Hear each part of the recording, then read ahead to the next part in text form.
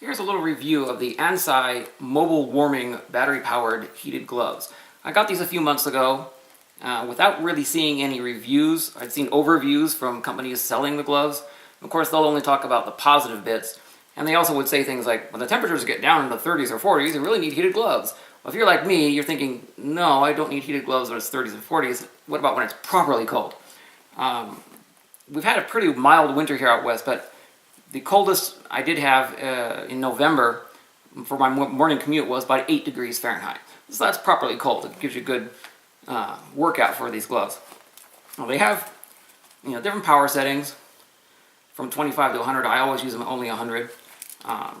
You have to take the batteries out in order to plug them in. There's a zipper here. It's a little tight to get them in and out. I can show you. There's a little plug there, and there's a charger that has two connectors. The batteries on the gloves that I have are a bit inconsistent. One battery runs out while the other one still shows 50%. Don't know why that is. So I do have to plug them in about every 3 days or so. I mean, my commute's only about 15 minutes each way, and I only use them in the mornings, even though it's like 35 degrees outside today. I didn't turn them on the way home because 35 is no problem. There are downsides to these gloves.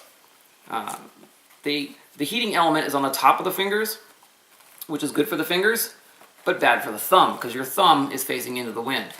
And it's even worse given the fact that you have nails, and your nails act as insulators. So your fingertips will still remain quite cold. And the thumb, because you have a bigger thumbnail, it becomes even worse, particularly with it facing into the wind.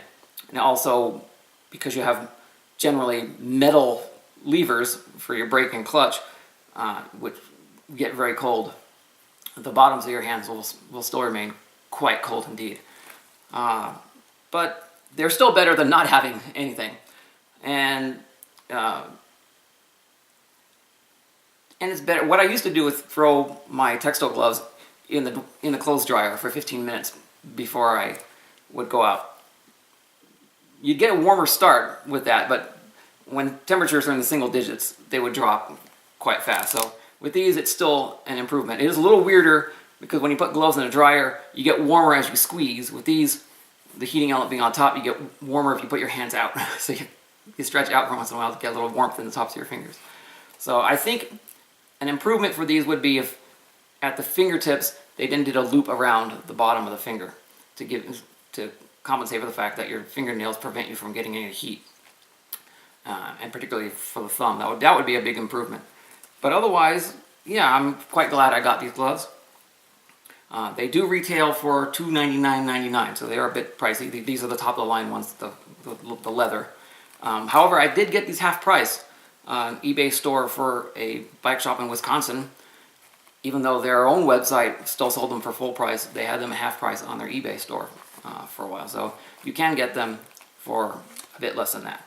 But so if you're a year-round motorcyclist like I am, you may find these to be quite a good investment. Unless you have really long commutes or you're going on really long rides, of course, because these batteries are only going to last you a few hours in total running time. But for a daily commute, yeah, I would certainly recommend getting these. But I would recommend to Ansai to do a little better work on the fingertips there, because fingertips are still getting quite cold. Something else I didn't mention also is the fact that, well, you just see it right there. The Velcro strap here is a bit short. A lot of times you're putting the gloves on and your second one comes off, and then you're trying to, with gloves on, feed this through, which is a bit of a pain. I think this strap could be a little longer. The feeling when you're wearing the gloves, because you got these big lithium-ion batteries here, you get used to it really, really quickly. You would think it hurts. It hurts a little bit if you swing up, but it's actually not too bad. You get used to it right away. You do tend to drop the gloves a lot because you put them down somewhere and forget how heavy they are in the bottom. So that does take a little getting used to.